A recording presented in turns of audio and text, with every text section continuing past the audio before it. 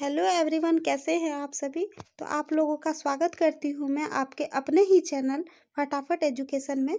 तो यहाँ पे पहले मोटिवेशन कोड आप लोगों के लिए ये है।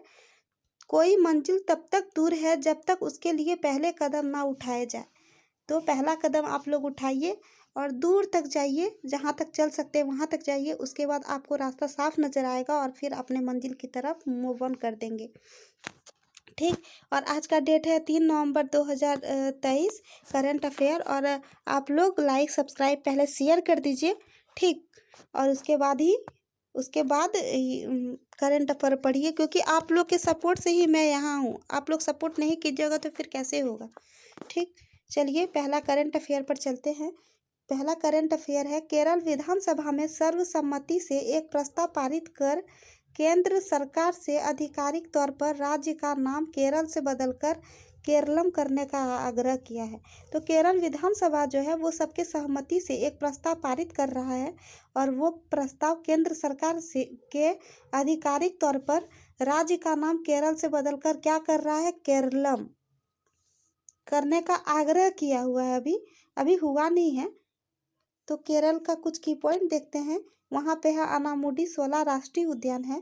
वहीं पे है एराविकुलम राष्ट्रीय उद्यान, साइलेंट वैली नेशनल पार्क वहीं पे है, चेराई बीच है, पेरियार नदी पर इडुक्की बांध है वहाँ पे, और वहीं पे है कुमारकोम राष्ट्रीय उद्यान, कहाँ, केरल में। ठीक। नेक्स्ट नंबर पर चलते हैं। ज्योति सुरेखा वेन्नम, अदिति स्वामी और परनीत कौर की राष्ट्रीय महिला कंपाउंड टीम ने फाइनल में मेक्सिको को हराकर बर्लिन में विश्व तीरंदाजी चैंपियनशिप में स्वर्ण पदक जीतकर हासिल रच दिया है। ठीक, इतिहास रचा हुआ है। तो किसने किसने क्या किया है, ज्योति सुरेखा वेन्नम, ठीक, और अदिति स्वामी और परनीत कौर, ये तीनों ने क्या किया है कि भारतीय महिला कंपाउंड टीम है ये तीनों, और उसमें जो फाइनल में हो रहा था मैक्सिको को हराया गया है। ठीक। और बर्लिन में जो विश्व तीरंदाजी चैंपियनशिप है उसमें स्वर्ण पदक जीत दिया है, और ये इतिहास रचा है ये तीनों ने। ठीक। नेक्स्ट नंबर पर चलते हैं। सभी महिला कर्मचारियों वाले नए अमरावती स्टेशन रेलवे स्टेशन को पिंक स्टेशन नाम घोषित कर दिया है। तो सभी महिला कर्मचारियों वाले जो नए अमरावती रेलवे स्टेशन है उनको पिंक स्टेशन घोषित किया गया है। ठीक। और नया जो अमरावती रेलवे स्टेशन मध्य रेलवे के भूसावाल डिवीज़न का पहला महिला राज स्टेशन है। वहाँ महिला का राज है, ऐसा बोल सकते हैं। तो इसीलिए उसको पिंक स्टेशन का नाम घोषित किया गया है। और जो वहाँ का जो रेलवे स्टेशन है अमरावती में, और वहाँ जो मध्य रेलवे है उसमें भुसावल डिवीज़न का ये पहला महिला राज स्टेशन है जहाँ महिला राज करती है। ठीक। तो मैं भी एक महिला हूँ, इसीलिए ऐसा मतलब गर्व का बात है ये। आते हैं नेक्स्ट नंबर पर। मास्टर कार्ड ने अपने डेबिट और क्रेडिट कार्ड धारकों के लिए कार्ड धारक सत्यापन कोड CVC रहित ऑनलाइन लेन देन शुरू करने की घोषणा की, जिन्होंने अपने कार्ड को मर्चेंट प्लेटफॉर्म पर टोकन दिया है।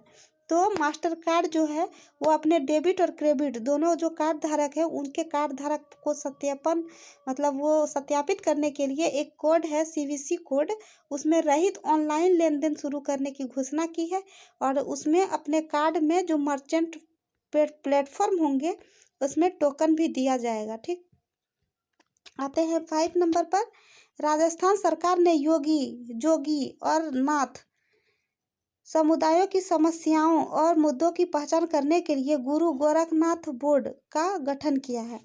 तो राजस्थान जो सरकार है वो जोगी, योगी और नाथ तीनों के लिए समुदाय का जो समस्या होता है और मुद्दों का जो पहचान होता है उसको पहचान करने के लिए गुरु गोरखनाथ बोर्ड का गठन किया है राजस्थान में ही।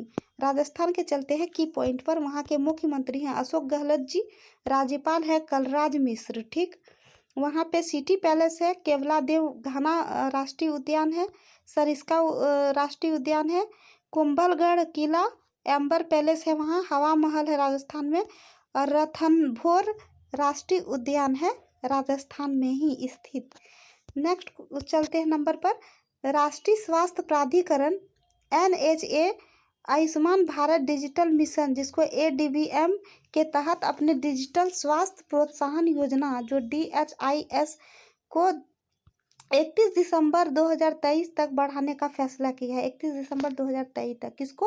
भारतीय राष्ट्रीय स्वास्थ्य प्राधिकरण, उनके तरफ आयुष्मान भारत जो डिजिटल मिशन है उसके तहत जो डिजिटल स्वास्थ्य प्रोत्साहन योजना है उसको 31 दिसंबर तक बढ़ाने का घोषणा किया है। 21 दिसंबर 2023 तक ये हुआ है। स्वास्थ्य और कल्याण मंत्रालय उसका जो स्थापना हुआ है वो 1976 में हुआ है, मतलब 1976। मुख्यालय है नई दिल्ली और स्वास्थ्य और परिवार कल्याण मंत्री है मनसुख मंडाविया। नेक्स्ट नंबर पर चलते हैं।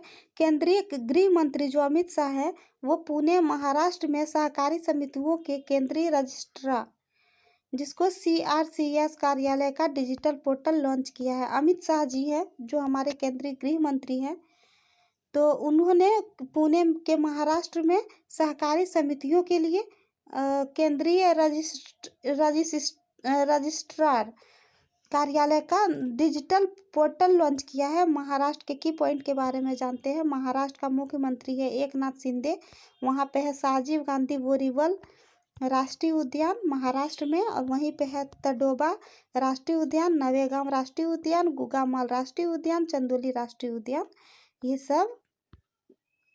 सब महाराष्ट्र में स्थित है।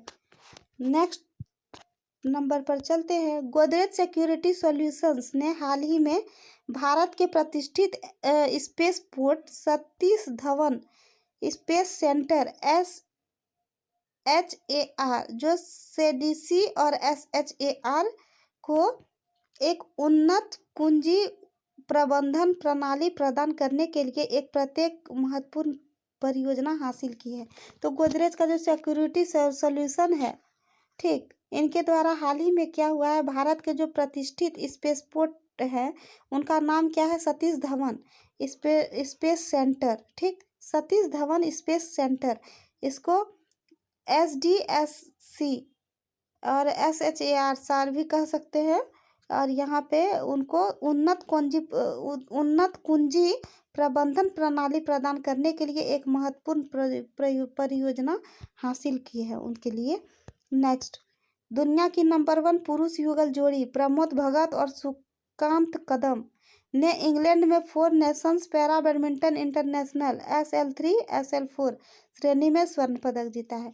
तो दुनिया का सबसे नंबर 1 पुरुष युगल जोड़ी है, कौन कौन है? प्रमोद भगत जी हैं और सुकांत कदम हैं।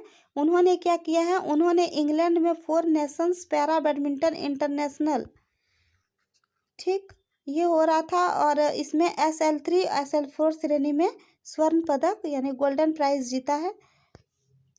और ये भगत ने एकल SL3 श्रेणी और मनीष रामदास के साथ मिश्रित युगल SL3 SF5 श्रेणी में भी 2 पदक जीते हैं। तो ये जो भगत है, जो मैंने अभी बताया, ये प्रमोद भगत, इनको ये SL3 श्रेणी में भी और SN5 श्रेणी में भी 2 पदक जीत चुके हैं। तो एक तो जीते हैं SL3 SL4 में सुकांत कदम और प्रमोद भगत दोनों मिलके, और एक जो जीते थे प्रमोद भगत और मनीष रामदास के साथ। तो ये SL3 SL5 जीते थे प्रमोद भगत ने सुकांत कदम के साथ, जबकि SL3 से और SF5 जो है श्रेणी के, वो जीते थे प्रमोद भगत और मनीषा रामदास के साथ। ठीक, तो ये याद रखना है आपको। चलते हैं नेक्स्ट नंबर पर। भारतीय बैडमिंटन के विकास को बढ़ावा देते हुए भारतीय बैडमिंटन संघ BAI ने असम के गुवाहाटी में अत्याधुनिक राष्ट्रीय उत्कृष्टता केंद्र का उद्घाटन किया। तो भारतीय बैडमिंटन का विकास को बढ़ावा देने के लिए भारतीय बैडमिंटन संघ जो है, उन्होंने असम के गुवाहाटी में अत्याधुनिक राष्ट्रीय उत्कृष्टता केंद्र का उद्घाटन किया है ताकि बैडमिंटन खेल को बढ़ावा दे सके। असम के CM है डॉक्टर हेमंत विश्व शर्मा, और वहीं पे डिब्रू सेखोवा राष्ट्रीय उद्यान है। आकाशी गंगा जलप्रपात, काकोचांग झरना, चपनाला जलप्रपात, कांजीरंगा राष्ट्रीय उद्यान, नमेरी राष्ट्रीय उद्यान, मानस राष्ट्रीय उद्यान है वहीं पे, कहाँ, असम में। नेक्स्ट नंबर पर चलते हैं। न्यायमूर्ति सुभाषिस तालापात्रा ने ओडिशा उच्च न्यायालय के नए मुख्य न्यायाधीश के रूप में शपथ ली। तो न्यायमूर्ति जो सुभाषिस तालापात्रा है, उन्होंने उड़ीसा के उच्च न्यायालय ठीक में नए न्यायाधीश के रूप में शपथ ली है। और वह 10 जून 2022 से त्रिपुरा उच्च न्यायालय से स्थानांतरण पर न्यायाधीश के रूप में कार्य कर रहे थे। वो जो सुभाषिस तालापात्रा जी हैं, वो 10 जून 2022 से त्रिपुरा उच्च न्यायालय में थे और वहीं से स्थानांतरण पर न्यायाधीश के रूप में कार्य कर रहे थे, वहीं से, उड़ीसा से ही। ठीक, तो उड़ीसा के सीएम हैं नवीन पटनायक, वहाँ के मुख्यमंत्री हैं नवीन पटनायक।